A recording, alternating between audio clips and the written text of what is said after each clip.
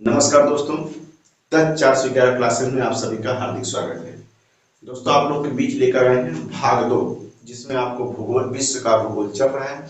और आज भाग 2 पढ़ते हैं, ठीक है। अब भाग 2 में क्या पढ़ना है? विश्व का उद्भव। अब आज हम देखते हैं विश्व कैसे बना है, ठीक है, जिसे कहते हैं विश्व विश्व का उद्भव,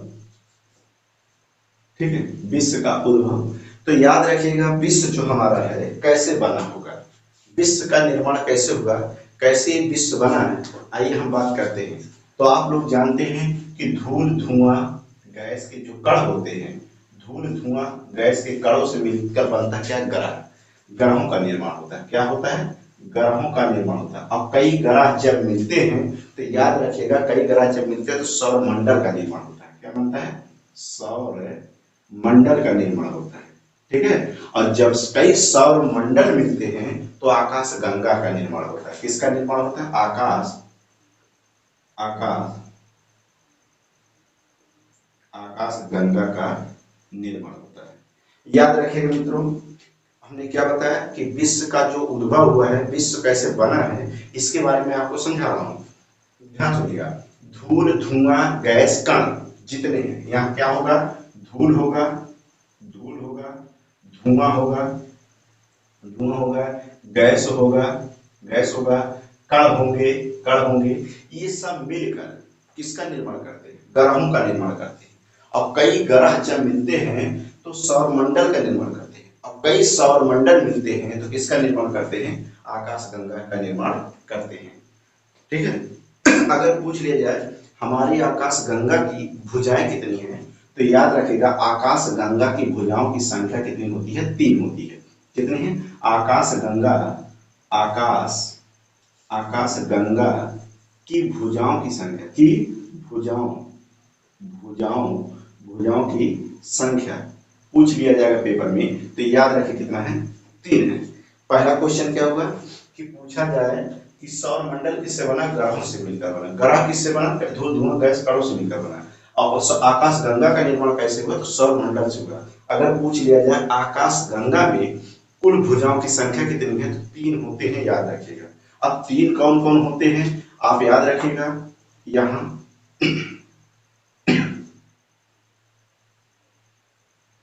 याद रखिए, इसे पहली भुजा कहते हैं, इसे दूसरी भुजा कहते हैं और इसे तीसरी भुजा कहते हैं, ठीक है। अब ध्यान सुनिएगा, ये जो पहली भुजा है इसे दूसरी भुजा कहते हैं, इसे तीसरी भुजा कहते हैं। और जो ये बीच वाली भुजा को कहते हैं मध्यवर्ती भुजा। क्या कहते हैं? इसी को कहते हैं मध्यवर्ती भुजा, ठीक है। अब मध्यवर्ती भुजा क्या होता है? मध्यवर्ती भुजा जो होती है ये आकाश गंगा के, याद रखेंगे, ये मध्य वाले भाग में जो मध्य है, ये मध्य वाले भाग को क्या कहते हैं? मध्यवर्ती भुजा। अगर पूछ लिया जाए कि मध्यवर्ती का दूसरा नाम क्या है, जिसे मध्यवर्ती का दूसरा नाम रखा गया है ओरियन भुजा। क्या कहा जाता है? इसी को कहा जाता है ओरियन भुजा। ओरियन भुजा कहा जाता है। क्या कहा जाता है? ओरियन भुजा कहा जाता है। यहाँ तक क्लियर हुआ? इसे क्या कहते हैं? ओरियन भुजा कहते हैं। अब पूछा जाए, याद रखिएगा, ठीक है, ओरियन भुजा में अगर पूछ लिया जाए कि हमारा ओरियन भुजा में क्या पाया जाता है, तो ओरियन भुजा में दुग्ध मेखला पाया जाता है। दुग्ध मेखला पाया जाता है। क्या पाया जाता है? मेखला पाया जाता है। और इसी दुग्ध मेखला को मिल्की वे के नाम से जाना जाता है। किसके नाम से जानता है? मिल्की वे के नाम से जाना जाता है। मिल्की वे के नाम से जाना जाता है। यहां तक क्लियर हुआ? मिल्की वे के नाम से जाना जाता है, ठीक है। और याद रखिएगा, इसी मिल्की वे को स्वर्ण की गंगा भी कहा जाता है। कि क्या कहा जाता है? स्वर्ण की गंगा कहा जाता है। स्वर्ण की गंगा भी कहा जाता है, ठीक है। यहाँ तो पहले क्वेश्चन क्लियर कर लीजिएगा, जो मैं बोल रहा हूँ नोट करते जाइएगा, कॉपी और पेन लेके बैठिएगा, नोट करते जाइएगा। हमने क्या बताया? विश्व का उद्भव कैसे हुआ, विश्व कैसे बना, तो याद रखिएगा धूल धुआं गैस कणों से मिलकर क्या बनता है? ग्रह बनते हैं। और ग्रहों से कई ग्रह मिलकर क्या बनते हैं? सौर मंडल का निर्माण करते हैं। और कई सौर मंडल मिलकर क्या बनाते हैं? आकाश गंगा बनाते हैं। यहाँ तक क्लियर होगा? आकाश गंगा की भुजाओं की संख्या पूछा जाए तो याद रखिएगा आकाश गंगा के भुजाओं की संख्या कितनी होती है, 3 होती है। यहाँ तक क्लियर हुआ। अब देखिए, अब पूछ लिया जाए कि बीच वाले भाग को क्या कहते हैं, तो बीच वाले भाग को मध्यवर्ती भुजा कहते हैं। क्या कहते हैं, मध्यवर्ती भुजा कहते हैं। याद रखिएगा मध्यवर्ती भुजा कहते हैं, इसीलिए मैं लिख दे रहा हूँ, आपको डाउट ना रहे, मध्यवर्ती भुजा कहते हैं। अगर पूछ लिया जाए मध्यवर्ती भुजा में क्या पाए जाते हैं, तो मध्यवर्ती भुजा में ओरियन भुजा पाया जाता है, ओरियन भुजा पाया जाता है।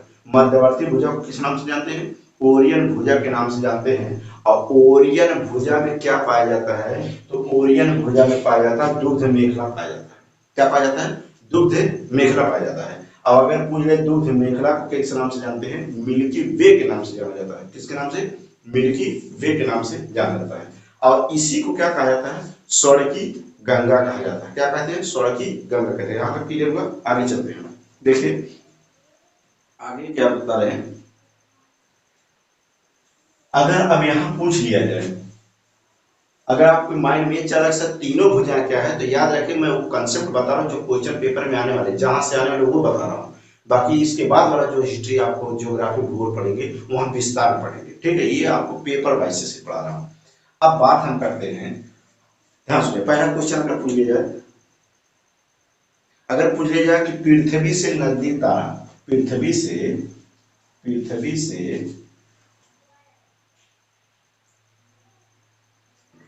नजदीक तारा, तो पृथ्वी से नजदीक तारा कहने का मतलब कोई पृथ्वी है और इसके नजदीक में तारा कौन सा होगा, याद रखिएगा। तो पृथ्वी से नजदीक तारा कौन सा होता है, तो याद रखिए पृथ्वी से नजदीक तारा जो होता है वो सूर्य होता है। क्या होता है, वो सूर्य होता है। क्या होता है, सूर्य। पृथ्वी से नजदीक जो तारा होता है उसे क्या कहते हो, वो सूर्य होता है। और अगर पूछ लिया जाए सौरमंडल से नजदीक, सौरमंडल से नजदीक, सौरमंडल से नजदीक पूछ लिया जाए तारा क्या होता है, सौरमंडल से नजदीक। पहला क्या बताया, पृथ्वी से नजदीक जो तारा होता है उसे सूर्य कहते हैं। और सौरमंडल से नजदीक तारा क्या कहते हैं, प्लाज्मा सेंचुरी कहते हैं।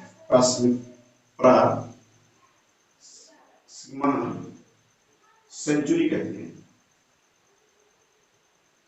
कहते हैं, सेंचुरी कहते हैं। क्लियर। और याद रखिएगा अगर पूछ लिया जाए कि आकाश गंगा से नजदीक तारा क्या होगा, आकाश गंगा से नजदीक तारा, ठीक है। तो याद रखिएगा अगर पूछ लिया जाए आकाश गंगा से हमारा नजदीक तारा क्या होता है, स्ट्रोमेटा होता है।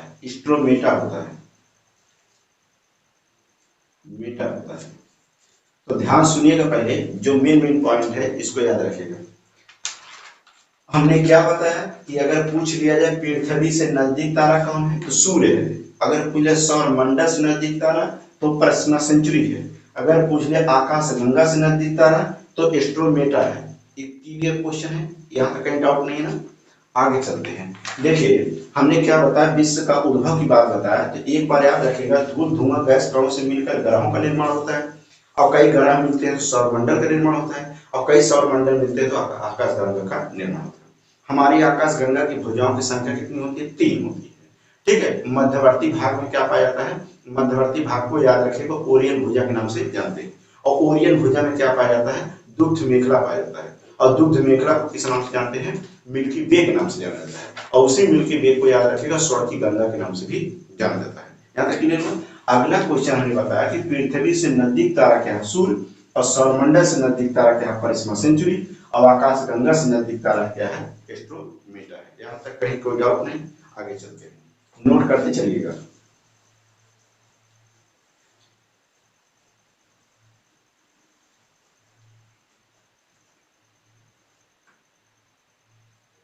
अगर आपसे पूछा जाए कि आकाश गंगा का आकार कैसा दिखता है, आकाश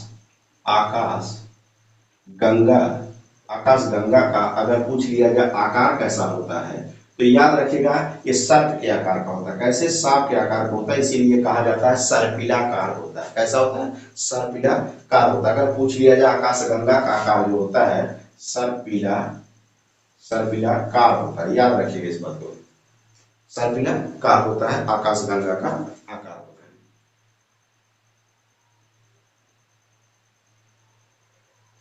याद रखिएगा। अब बात हम करते हैं, इसी में होता है, याद रखिएगा, कृष्ण बीवर पाया जाता है। क्या पाया जाता है? कृष्ण बीवर का। कृष्ण बीवर क्या होते हैं सर? याद रखिएगा, कृष्ण बीवर को ब्लैक होल सिद्धांत भी कहा जाता है। कृष्ण बीवर को क्या कहते हैं? ब्लैक होल सिद्धांत भी कहते हैं।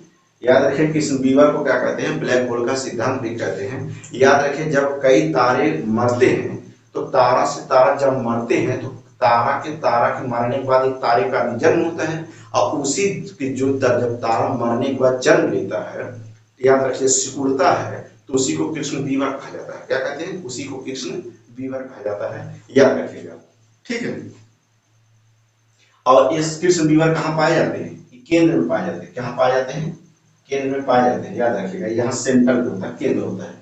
अगर पूछ लिया जाए कृष्ण बीवर या ब्लैक होल का सिद्धांत क्या है, एक केंद्र में स्थित होते हैं। और याद रखिएगा, कई जब तारा से तारा मिलकर मरते हैं, सिकुड़ते हैं, मरते हैं, तो एक तारे का जन्म होता है, जिसे कृष्ण को कृष्ण बीवर के नाम से जाना, या कह दीजिएगा कि जब किसी तारे की मृत्यु होती है, जब किसी तारे की मृत्यु होती है, तो याद रखिएगा, तारा तेजी से सिकुड़ता है, इसी को क्या कहते हैं? कृष्ण बीवर कहते हैं। इस बात को याद रखिएगा। अब 2-3 क्वेश्चन ऐसे हैं जो क्वेश्चन आपके मुंह में इंपॉर्टेंट है, उसको देख लीजिएगा। हमने क्या बताया कि विश्व का उद्भव में अगर पूछ लिया आकाशगंगा का आकार कैसा है, तो सर्पिलाकार होता है। और याद रखिएगा, तारे की जब मृत्यु होती है तो तारा तेजी से सिकुड़ता है, और उसी सिकुड़ने की प्रक्रिया को क्या कहते हैं? कृष्ण बीवर कहते हैं। और इसका सिद्धांत किसने दिया था? ब्लैक होल सिद्धांत के नाम से भी जाना जाता है। और कहाँ होता है? केंद्र में स्थित होता है। यहाँ तक क्लियर हुआ? अब अगर आपसे पूछ लिया जाए कि याद रखिएगा कि सुपरनोवा क्या है, सुपरनोवा क्या है, तो सुपरनोवा एक मृत तारा है। क्या है? सुपरनोवा। अगर आपसे कभी पूछ लिया जाएगा सुपरनोवा क्या है, तो याद रखिएगा, सुपरनोवा क्या है? एक मृत तारा है। क्या है? एक मृत तारा है। इस बात का मृत प्राय तारा है, ठीक है। अब ब्लैक होल की जानकारी सर्वप्रथम किसने दिया था? तो ब्लैक होल की जानकारी सर्वप्रथम, याद रखिए, किसने दिया था? तो कृष्ण बीवर भी कहा जाता है। ब्लैक होल के सिद्धांत की जानकारी किसने दिया था? तो ब्लैक होल के सिद्धांत की जानकारी किसने? कृष्ण बीवर को भी कहा जाता है। याद रखिएगा, कृष्ण बीवर। और कृष्ण बीवर को श्याम छिद्र के नाम से भी जाना जाता है। कृष्ण बीवर को श्याम छिद्र के नाम से भी जाना जाता है, ठीक है। और इसके कई नाम ब्लैक होल के सिद्धांत, जैसे यश चंद्रशेखर ने भी बताया था। यश चंद्रशेखर क्या है, इसके बारे में थोड़ा देख लीजिएगा, ठीक है। ब्लैक होल सिद्धांत की बात अगर करते हैं, ब्लैक होल के सिद्धांत की बात करते हैं, तो यश चंद्र को भी कहा जाता है, यश चंद्रशेखर को भी कहा जाता है, शेखर को भी कहा जाता है, ठीक है। और कभी कभी पूछ लिया जाता है चंद्रशेखर सीमा, पूछ लिया जाता है चंद्रशेखर सीमा, पूछ लिया जाता है। इसकी सीमा होता है, याद रखिएगा, 1.44 सौरी द्रव्यमान। क्या होता है? द्रव्यमान होता है। अगर पूछ लिया चंद्रशेखर की लिमिट सीमा क्या होता है, वेरी वेरी इंपॉर्टेंट, 1.44 सौरी द्रव्यमान के बराबर होता है। इसकी ये सीमा होती है, ठीक है। इस बात को याद रखेगा। अगर पूछ लिया जाता है बिग बैंग सिद्धांत के उद्भव की व्याख्या किसने दिया था? बिग बैंग सिद्धांत, तो बिग बैंग सिद्धांत का जो नाम देने वाले थे अबे जॉन लिंथियर थे। बिग बैंग सिद्धांत का ये वो नाम देने वाले थे, ठीक है। तो यहाँ तक क्लियर हुआ। ऐसे आपका बना है क्या? विश्व का उद्भव हुआ। विश्व का उद्भव कहाँ से हुआ? एक बार रिपीट कर रहे हैं, धूल धुआं गैस कणों से मिलकर ग्रहों का निर्माण होता है। कई ग्रह मिलते हैं तो सौरमंडल का निर्माण होता है, और कई सौरमंडल मिलते हैं तो आकाशगंगा का निर्माण होता है। यहाँ तक क्लियर हुआ। अब याद रखिएगा, पूछा जा सकता है कि हमारे आकाशगंगा की भुजाओं की संख्या कितनी होती है, तो 3 होते हैं। और याद रखिए, हमारी आकाशगंगा के मध्य भाग में क्या पाया जाता है, तो मध्य भाग में, याद रखिएगा, मध्य भाग की भुजा को नाम क्या है, तो मध्य भाग की भुजा का नाम है ओरियन भुजा। और ओरियन भुजा में क्या पाया जाता है, तो ओरियन भुजा में याद रखिए क्या पाया जाता है, ओरियन भुजा में पाया जाता है दुग्ध मेखला, और दुग्ध मेखला को मिल्की वे के नाम से जाना जाता है। इसी को स्वर्ण की गंगा भी कहा जाता है। ठीक है, यहाँ तक बताया गया। अब इसके बाद हमने बताया कि हमारे पृथ्वी से जो नजदीक तारा है वो तो सूर्य है। हमारे सौर मंडल से नजदीक तारा कौन है, तो याद रखें परिसीमा सेंचुरी है। हमारे आकाश गंगा से नजदीक तारा कौन है, तो याद रखिएगा उसको एंड्रोमेडा के नाम से जाना जाता है। यहाँ तक क्लियर हुआ। अब इसके बाद हम बताते हैं कि कृष्ण बीवर क्या है। ब्लैक होल की सिद्धांत किसने दिया, कृष्ण बीवर दिया। कृष्ण बीवर ने, याद रखेगा इन्होंने, कृष्ण बीवर क्या है, जब एक तारा की मृत्यु होती है तो तारा तेजी से सिकुड़ता है और उसी को क्या कहते हैं, कृष्ण बीवर कहते हैं। यहाँ तक क्लियर हुआ। अब पूछ लिया सुपरनोवा क्या है, तो सुपरनोवा एक प्राय तारा होता है। ठीक है, ब्लैक होल के सिद्धांत की व्याख्या किसने किया, तो याद रखिएगा ब्लैक होल की जानकारी सर्वप्रथम एस चंद्रशेखर ने दिया था। अब पूछ लिया जाएगा इस चंद्रशेखर की सीमा लिमिट क्या होती है, 1.44 सौर द्रव्यमान होता है। ठीक है, ये तो था विश्व का उद्भव। अब अगले वीडियो में मित्रों मिलते हैं कि सौर मंडल क्या है।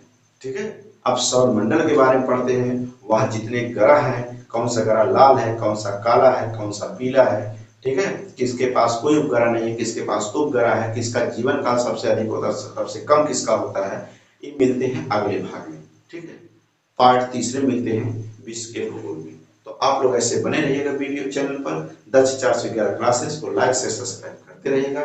मिलते हैं अगले वीडियो में।